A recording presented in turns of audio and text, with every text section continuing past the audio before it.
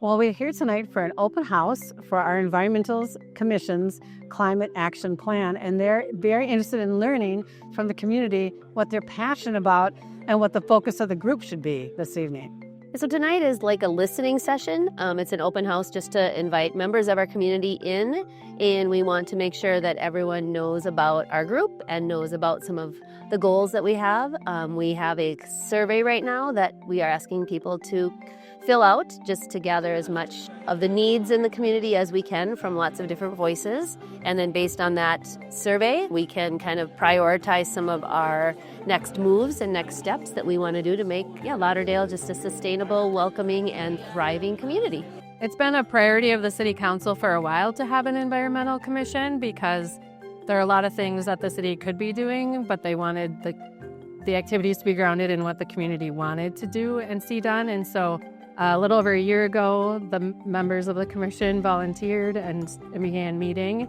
And they've done a variety of things over the past year. But this climate action plan was something they were asked to do because Ramsey County applied for a grant so they could assist any of the cities in Ramsey County with the climate action plan. And so it was especially geared towards those of us who don't have separate staff to just work on environmental issues.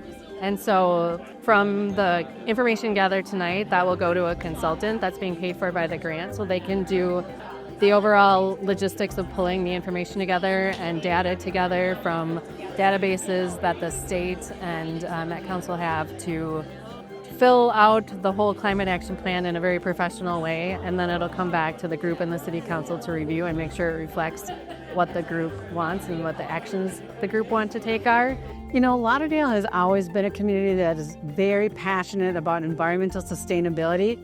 We've never even used herbicides in our city parks, which puts us in a very unique position when we're thinking about how to support pollinators, how to make a difference in the world, whether or not we want solar panels on the roof of City Hall.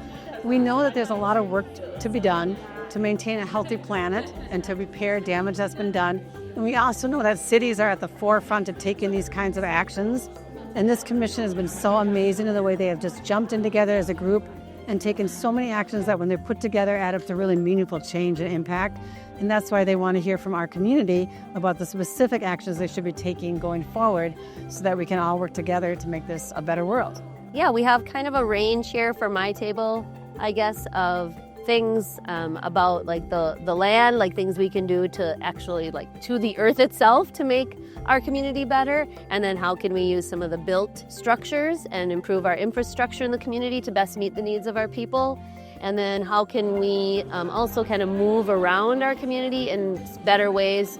For example, one is just making sure we're really thoughtful about the number of garbage trucks moving through our streets and alleys, and just being mindful of what is the best for our community. Well, it's really important, even the people my age, because the next generation will not have trees and green space if people are going to allow the construction or not take care of the land as it is. Even the park that's got this beautiful hill in the city here on this side of Larpenteur, there's all kinds of activities that happen there. Even though it's not a natural woods, it's a lot of pine trees. There's yoga classes, all kinds of good stuff going on in there. So any green space we can save is super important. But people need to learn about conservation too with their watering, composting. And I heard someone say they have 5 garbage trucks going down their alley. That should not be happening now.